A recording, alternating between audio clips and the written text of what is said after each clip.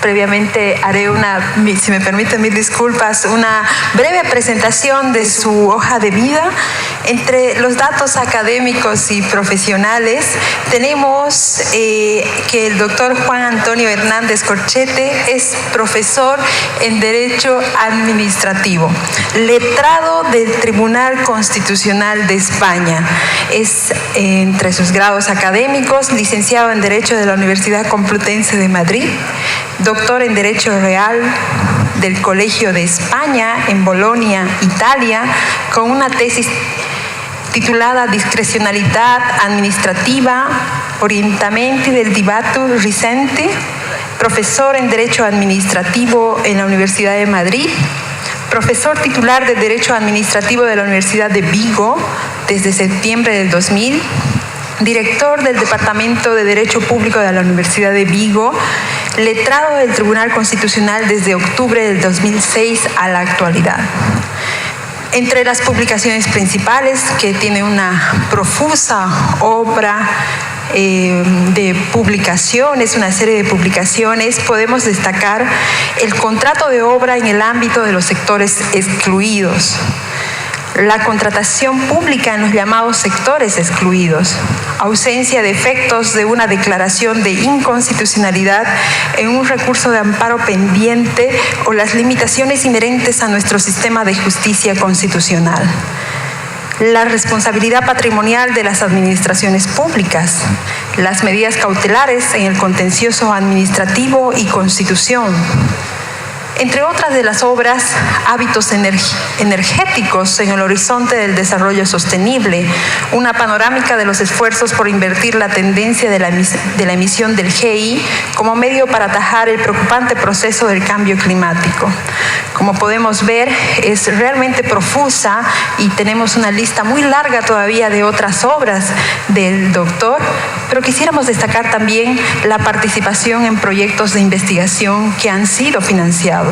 Entre ellos, el artículo 24 de la Constitución española a la luz de la jurisprudencia constitucional, el proyecto de instituciones de la contratación jurídico-privada, la regulación pública del transporte y redes transeuropeas, protección de datos, transparencia, seguridad y mercado, protección de datos y aplicación extraterritorial de las normas, reforma de la directiva sobre protección de datos. Asimismo, en la obra Protección de datos, privacidad e innovación, retos en un mundo global, tras la aprobación del Reglamento Europeo de Protección de Datos. También una actividad docente, un doctorado en España y América, que desde el curso de 1990 hasta el 2000 ha impartido todos los años varios seminarios en diferentes doctorados de universidades españolas y americanas, entre ellas en la Universidad de Guadalajara, Jalisco, México. Ha coordinado el programa del doctorado del Departamento de Derecho Público de la Universidad de Vigo.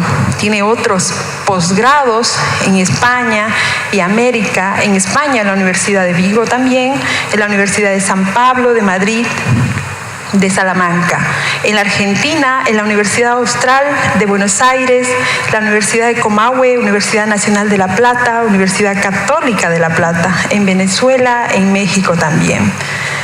Tiene una serie de actividades no académicas vinculadas a la función pública. Todos estos son datos que nos permiten tener una idea de la trascendental carrera del doctor que en esta oportunidad nos acompaña. Demos un caluroso abrazo de bienvenida y un caluroso aplauso también al doctor Juan Antonio Hernández Corchete. Buenos días a todos los presentes. Y entiendo por presentes no solo a los que están presentes físicamente hoy en la sala, sino también la presencia telemática, la computo como presencia de estos efectos. Y esto en cierto modo es un guiño, porque nosotros en España hoy tenemos un conflicto constitucional muy importante sobre lo que significa la palabra presencia, concretamente relativo a un contexto muy diferente como es la investidura en un parlamento autonómico. Por tanto, yo considero presentes a estos efectos a los que están físicamente y telemáticamente, lo cual no quiere decir que la misma consideración de interpretación constitucional pueda realizarse a otros efectos. Muy bien. Mis primeras palabras de esta mañana han de ser de elogio, yo quiero que sean de elogio, y van dirigidas al Tribunal Constitucional Plurinacional de Bolivia con su presidente a la cabeza. Entiendo que promover y organizar un congreso de este tipo, que es un foro de reflexión sobre temas que nos preocupan a todas las jurisdicciones constitucionales, es algo que merece ser destacado y elogiado. Y sobre todo debe ser así por cómo se ha preparado, de un modo abierto. Entiendo que no solo estamos personas dedicadas a la jurisdicción constitucional o a otras jurisdicciones de rango cuasi constitucional alrededor de la mesa y en la sala, sino que hay personas de la reflexión, grandes expertos de Colombia, de Panamá, de Guatemala, de España y por supuesto de aquí de Bolivia, y alumnos y otro tipo de personas, de actores del mundo de la aplicación jurídica, o por supuesto también de Colombia que no he mencionado. Bien, entonces estas son mis palabras de elogio, y en conexión con estas palabras de elogio yo quería poner de relieve que el Tribunal Constitucional Español se encuentra muy satisfecho, quiero expresar su satisfacción por haber sido convocado a esta actividad. Nuestro presidente, el magistrado Juan José González Rivas, habría querido estar aquí, pero en última instancia no ha sido posible y me ha mandado en su representación. Esto entiendo que es una lástima para ustedes porque sin duda han salido perdiendo muchísimo, pero prometo aburrirles no demasiado. En este sentido, intentaré no demorar mi intervención en demasía. Antes de entrar en materia, creo que tengo que cumplir con una deuda de gratitud. Desde que hace 2 días aterricé en Viru, desde el primer momento vi que en las paredes se hablaba de la hospitalidad boliviana. Y he tenido la oportunidad estos días de comprobarlo, y en ese sentido debo cumplir esa deuda de gratitud, debo agradecérselo. Pero es que había una muestra de esta gratitud, una manifestación de esta gratitud que sí que me ha sorprendido sobremanera, que tiene que ver con los planteamientos y las ideas que estos días ustedes me han regalado. Es un presente más, he escuchado cosas que no había escuchado nunca, que me han interpelado, y les prometo que seguiré pensando en ellas ahora que acabe el Congreso y que vuelva a España. Entre esas cosas he escuchado, sobre todo el primer día, que en Bolivia se está construyendo un nuevo derecho constitucional, un derecho constitucional sin precedentes, un derecho constitucional que responde a la peculiaridad de Bolivia, las leyes de Bolivia, que se hace desde Bolivia. He escuchado también el primer día que el Tribunal Constitucional en este nuevo derecho tiene un papel de constituyente proyectado en el tiempo. He escuchado que el Tribunal Constitucional construirá constitución a medida que pase el tiempo. Y en este contexto de este constituyente proyectado en el tiempo es donde preocupa en gran medida todo este planteamiento de la ponderación como un medio de conseguir esa justicia que se entiende como elemento fundamental del constituyente, incluso por encima de la ley. Y he escuchado también en este contexto, también el primer día, que cualquier resolución es buena, siempre que esté argumentada. Ninguna resolución es reprochable siempre que tenga un argumento. Bien, estas son las cosas que yo he escuchado y que me llevo como regalo, como presente para seguir pensando en ellas. Claro, yo no soy experto en este sistema, ni me han pedido que hable de este sistema, simplemente agradezco estas ideas que yo he recibido. Yo vengo aquí a hablar del amparo constitucional en España, que probablemente no responde exactamente a estas ideas, y por tanto les ruego que a partir de ahora no me presten demasiada atención, porque es posible que les desencamine y que les lleve a ideas que no se corresponden con el contexto en el que surge este nuevo derecho constitucional boliviano. No obstante, si en aras a esa hospitalidad que ustedes me han demostrado piensan seguir atendiéndome, háganlo solo como una curiosidad, por favor, como una curiosidad.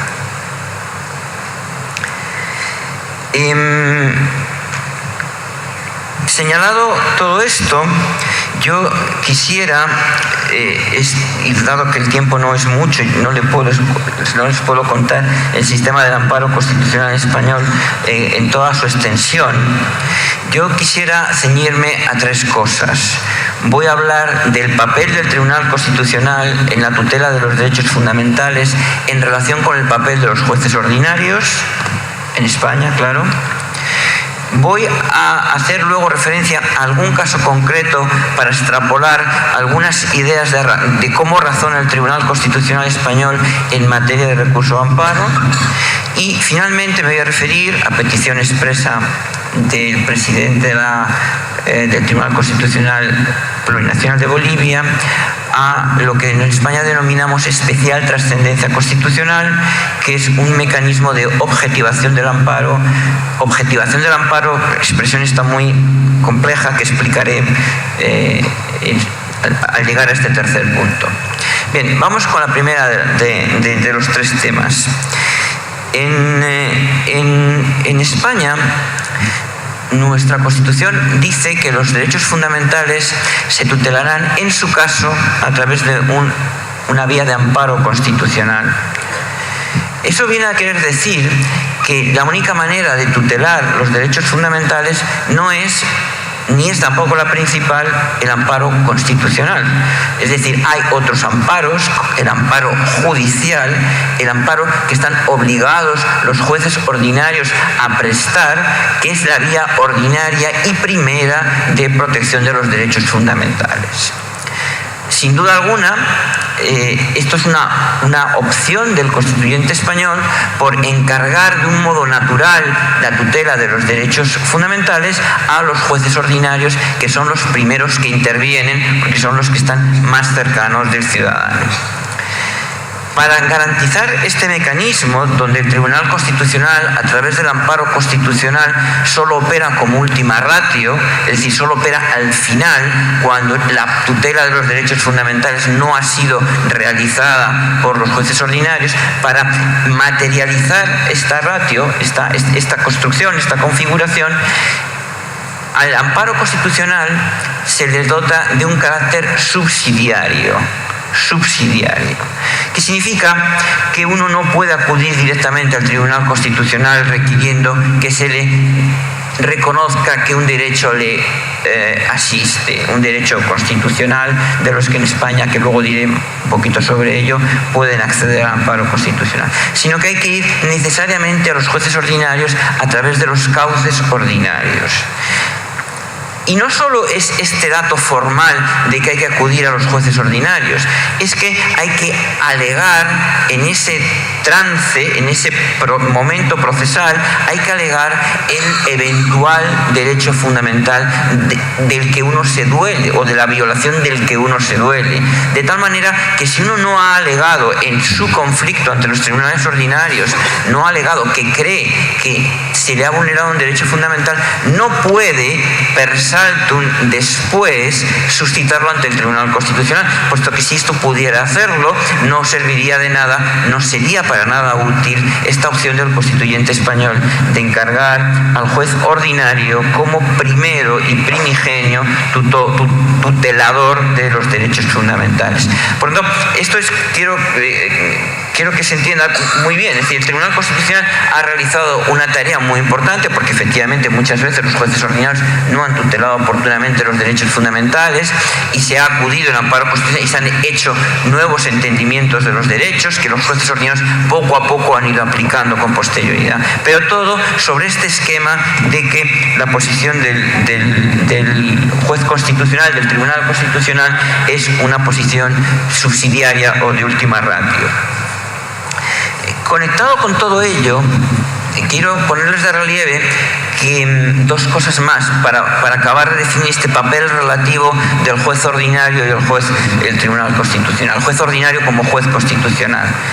Y es la idea de que en España la posibilidad de acudir al recurso de amparo no es mucho menos generosa que en Bolivia, porque hay muchos menos derechos que se consideran fundamentales al efecto de poder ir al recurso de amparo constitucional. No quiere decir que otros derechos que no se incluyan acá no sean importantes y no sean fundamentales. También lo son, y son tutelados con muchísima insistencia y con muchísima intensidad por los tribunales, pero no se les considera susceptible de fundamentar un recurso de amparo constitucional. Y la segunda cuestión es que no toda interpretación equivocada de la ley ordinaria vulnera un derecho fundamental.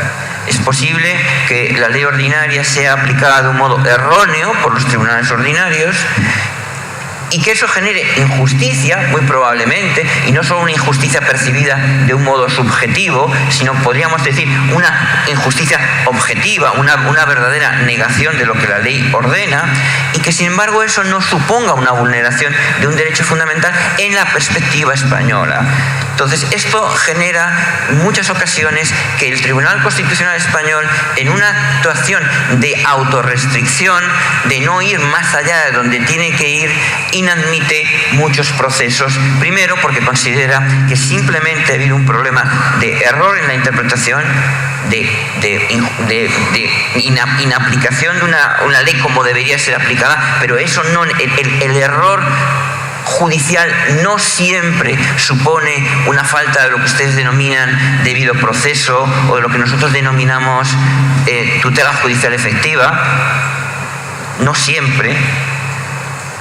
Y entonces la consecuencia voy concluyendo con esta primera parte, es que este mecanismo en donde el amparo constitucional aparece como última ratio concluye en que con el tiempo el Tribunal Constitucional Español ha ido advirtiendo que las violaciones son muy pocas y que si tenemos actualmente en torno a 7.000 amparos anuales, es posible que el 99% se inadmitan, o incluso el 99,5%.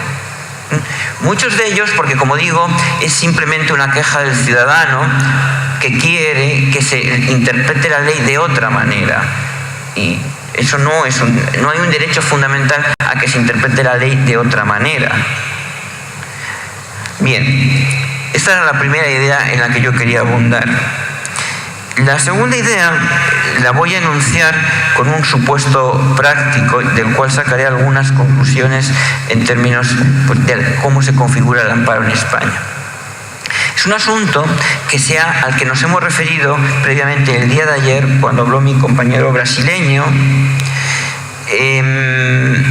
sobre lo que se denomina en una terminología que ha hecho furor homeschooling, que viene a querer decir algo así como que los padres pueden decidir que sus hijos no se eduquen en el sistema educativo nacional, sino que se eduquen en su casa como ellos quieran.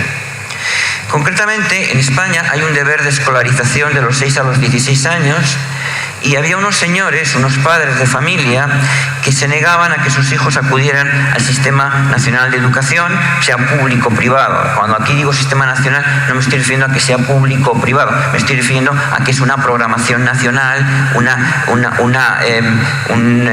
un conjunto de materias que se estructuran en una serie de años y de una determinada manera, ¿no? A eso me refiero, que ya sea pública o privada la enseñanza, tienen que ajustarse a ese modo de producir la enseñanza.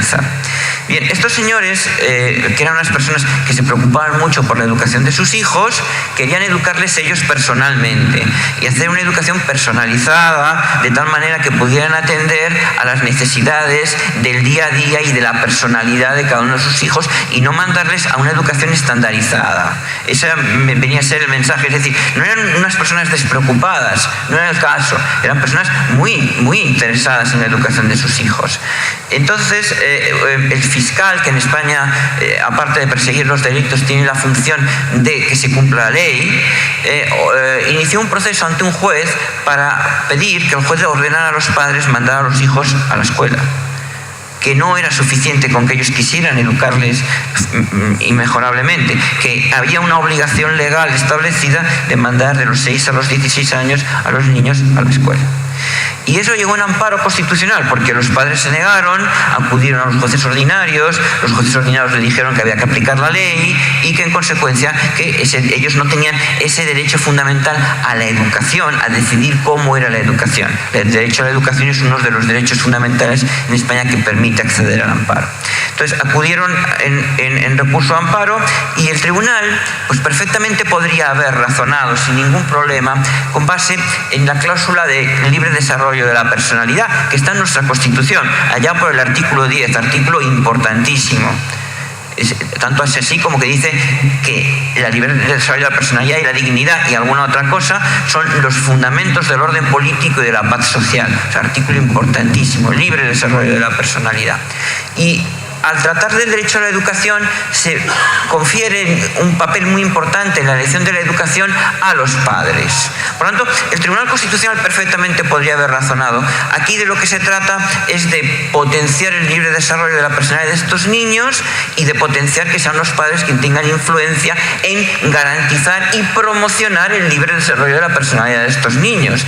Este razonamiento sería impoluto, es un razonamiento perfectamente fundado y que se puede seguir utilizando algunas de las ideas del profesor García Amado de ayer, con argumentos pertinentes y que vienen al caso y que nadie podría en abstracto decir que el argumento está mal. Y sin embargo el tribunal no dijo eso. El tribunal dijo que ya la Constitución había hecho una ponderación sobre ese conflicto de intereses, porque había dicho en el artículo 27, al tratar del derecho a la educación, que el derecho a la educación tenía por finalidad la formación en los principios democráticos. O sea, el derecho a la educación no tenía únicamente por finalidad la construcción y la adquisición de conocimientos para desarrollarse profesionalmente el día de mañana y ganarse la vida. No tenía solo esa función. El constituyente español dijo que tenía como función la educación en principios democráticos, es decir, hacer que las personas puedan comportarse adecuadamente en sociedad.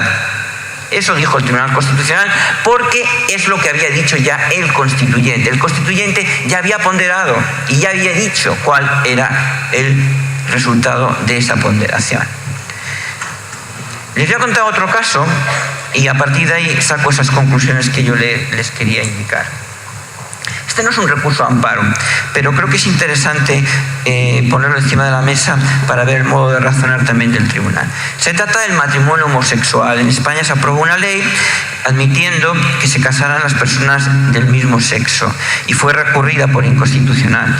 El tribunal podría, y no lo voy a hacer largo, podría haber hecho un razonamiento parecido al que yo acabo de poner encima de la mesa con base en el libre desarrollo de la personalidad para decir que de la Constitución derivaba que cómo no las personas del mismo sexo iban a poder reunirse en matrimonio, si es así lo que deseaban, y esa era su tendencia y su desarrollo como personas. ¿Cómo no lo iban a poder hacer? Perfectamente podría haber hecho ese esquema, y de hecho algunos de los recurrentes, o mejor dicho, de los que presentaron contestaciones a la demanda, le pedían que el tribunal dijera: de la Constitución española se deriva que cualquier persona puede casarse con otra persona del mismo sexo como una manifestación del libre desarrollo de la personalidad contenido en la Constitución española. El tribunal no dijo eso. El tribunal dijo: mire, la Constitución no prohíbe al legislador que permita a las personas del mismo sexo casarse, pero tampoco se lo impone. También puede el legislador configurar el matrimonio de una manera diferente a esa pretensión. Entonces, ¿qué es lo interesante de estos dos casos? Lo interesante es que el tribunal reconoce que esa justicia como desideratum último no se niega a perseguirla. O sea, no es que el Tribunal Constitucional Español no quiera hacer justicia, no es que el Tribunal Español no quiera llegar al fondo del problema y resolverlo. No, es que reconoce que ya hay otros actores de la sociedad política española, del Estado español, que tienen encargado haber realizado esas elecciones y que ya las han hecho y que el tribunal no puede elevarse sobre ellos. El constituyente, al decir que la educación se orientaba a garantizar que las personas puedan vivir en sociedad, ya había hecho una elección. El Tribunal Constitucional no es quien para cambiarle la elección. O en el otro supuesto del matrimonio, el constituyente había querido que eso quedase abierto para el legislador. Es decir, que sea el legislador quien haga esa ponderación, dependiendo de las mayorías existentes en cada momento. Es decir, el tribunal, insisto, no piensa en que, el español, claro, no piensa en que España renuncie a encontrar la justicia como sistema político, sino que entiende que no todo el poder para encontrar esa justicia final lo tiene en sus manos, sino que la Constitución española, no digo otras constituciones, porque esto depende de una constitución a otra, reparte las funciones de una manera concreta, y que el Tribunal Constitucional español tiene que asumir cuál es el reparto y ejercer su parte de funciones y autorrestringirse y no invadir las funciones que corresponden a otros. Segunda consecuencia, que no cualquier argumento vale para justificar una resolución. O sea, que el argumento en sí puede estar perfectamente construido, pero es que a lo mejor ese razonamiento cae por sus premisas, porque no le corresponde a ese órgano hacer ese razonamiento. Entonces, estos son algunos puntos que en la experiencia del Tribunal Constitucional se repiten constantemente. Como digo, esto obedece a la construcción propia de nuestra Constitución. Otras constituciones pueden ser diferentes, obviamente. La nuestra es así. Bien, y con esto avanzo hacia el último punto, que es el de la especial trascendencia constitucional. La Constitución de España actualmente vigente es de 1978. Es decir, dentro de 2 meses y poco cumplirá 40 años. Cuando la Constitución española se promulga, es muy novedosa respecto a España. Sí, nosotros veníamos de una situación político-constitucional muy diferente. Y en esa situación política constitucional de la que veníamos, pues evidentemente los jueces y magistrados pues pertenecían en gran medida a esa anterior situación constitucional, ¿no? Político-constitucional. Entonces, en ese sentido, el desarrollo de una nueva doctrina sobre los derechos fundamentales que diera contenido a expresiones abiertas como las que configuraban los artículos 14 a 29 de la Constitución española, que son las que recogen los derechos fundamentales a efecto de amparo constitucional, pues era imprescindible. Los jueces ordinarios no estaban acostumbrados a aplicar un listado de derechos democrático y era necesario ir precisando cuál era el contenido de esos derechos. Después de 30 años, y digo después de 30 años porque la modificación se produjo en 2007, después de 30 años de jurisprudencia constitucional, se entiende que el corpus de la jurisprudencia constitucional sobre derechos fundamentales es suficientemente amplio, suficientemente establecido, suficientemente conocido, como para que los jueces ordinarios, que desde el primer momento indiqué que en España son los que primeramente tienen que tutelar los derechos fundamentales, sean ellos quienes ya con ese corpus en la mano vayan realizando esa tutela. Y la consecuencia de ello fue que en 2007 se restringió un poquito más el acceso al amparo constitucional. Y se restringió porque hasta ese momento bastaba con tener una lesión, es decir, con ser víctima. Bastaba con que un derecho fundamental a uno se le hubiera vulnerado. Tenía un componente puramente subjetivo. El sujeto había recibido una lesión. Eso era suficiente para poder acceder al amparo constitucional. Después de 2007, Esto es necesario también, es necesario que haya un aspecto subjetivo en el amparo, que haya una lesión, pero no es suficiente. Es necesario que junto a este aspecto subjetivo haya un aspecto objetivo, que quiere decir que haya algo que supere la mera situación de lesión individual, que haya algo que interese con carácter general. Por ejemplo, que haya que innovar el contenido de un derecho, porque responde a una situación que antes nunca había aparecido. Ahora pondré algún ejemplo. Eso supera la mera lesión de una persona. Eso afecta a todos, porque se está construyendo una doctrina que va a ser aplicada para todos. O, y ahora también lo diré, si la lesión procede de una norma. O sea, hay algo que va más allá de la lesión y que afecta a la generalidad. Ese componente objetivo se llama especial trascendencia constitucional. Para que hoy un recurso de amparo constitucional se admita, no basta con que un ciudadano haya recibido una lesión, que es necesario, pero que no es suficiente, sino que es necesario que acredite que su caso presenta algo que supera su mera situación subjetiva y que interesa con carácter general para que el tribunal intervenga. Y se han enunciado algunos supuestos de especial trascendencia constitucional, que yo les voy a mencionar ahora de un modo rápido, porque yo no sé si ustedes recuerdan, y no voy a citarlo con corrección, porque mi memoria para estas cosas es malísima, pero Benito Juárez decía que el respeto al derecho ajeno es la paz. Y yo quiero respetar al que viene detrás de mí. Por tanto, voy a ser breve. Quiero dejar tiempo suficiente a todos los que vienen detrás de mí, que no se vean restringidos en el uso de su tiempo.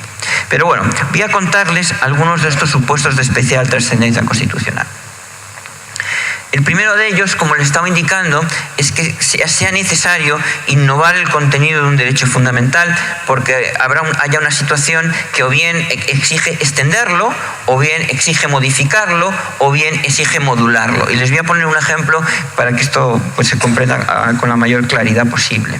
Recientemente, en España, una afiliada a un partido político escribió una carta abierta en un periódico, en el que criticaba las actuaciones de ese partido político, de sus propios correligionarios.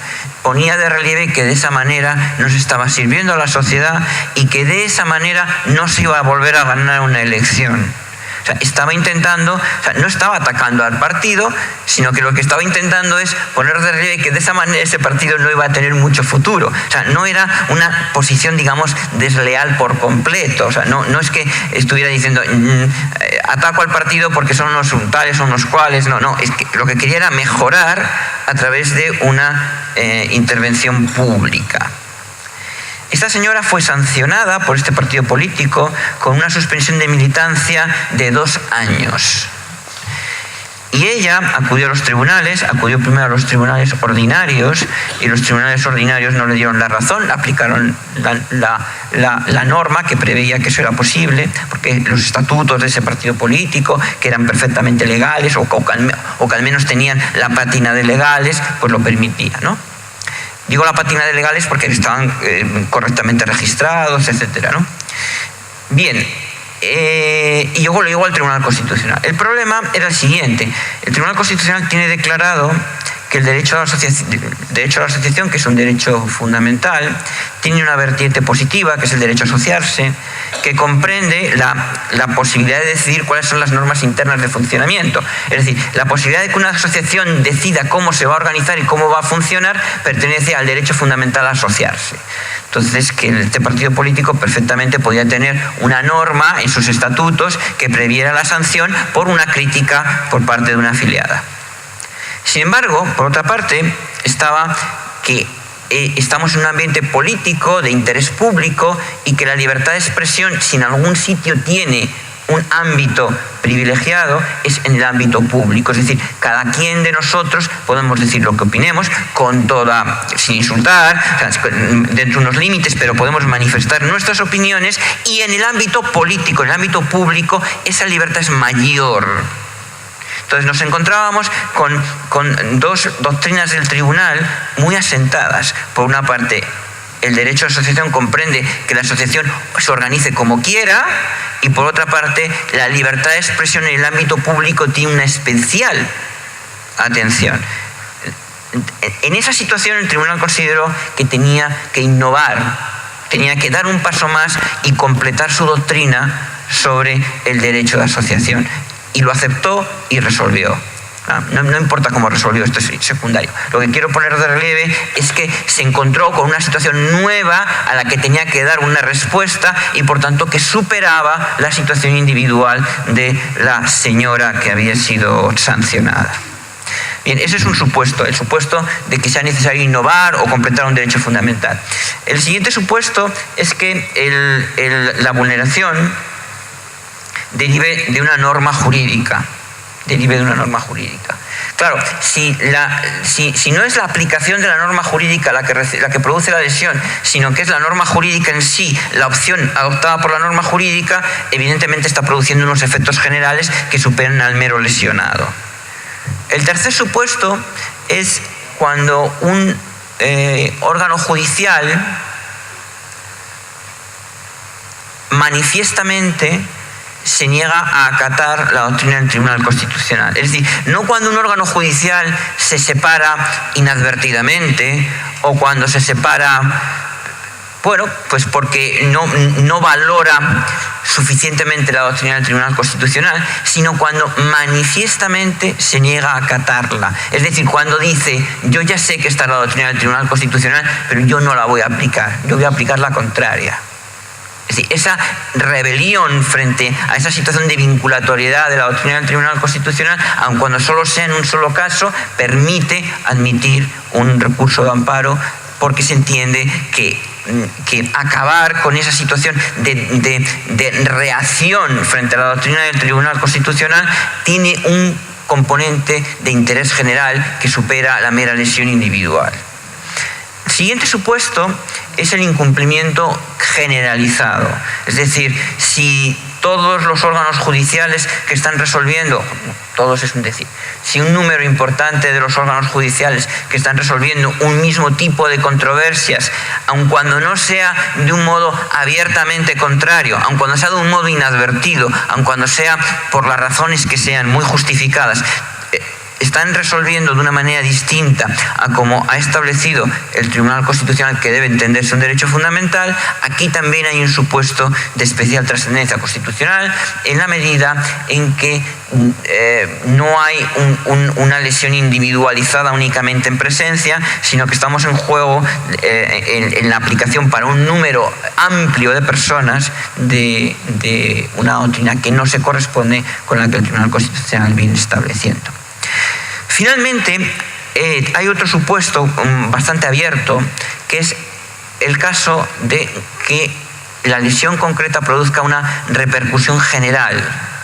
Y se entiende que hay supuestos de repercusión general, sobre todo en los ámbitos parlamentarios. Porque cuando se está vulnerando un derecho fundamental en el ámbito parlamentario, se entiende que eso no solo afecta al parlamentario, sino que afecta a todos los ciudadanos que han votado al parlamentario, de alguna manera, ¿no?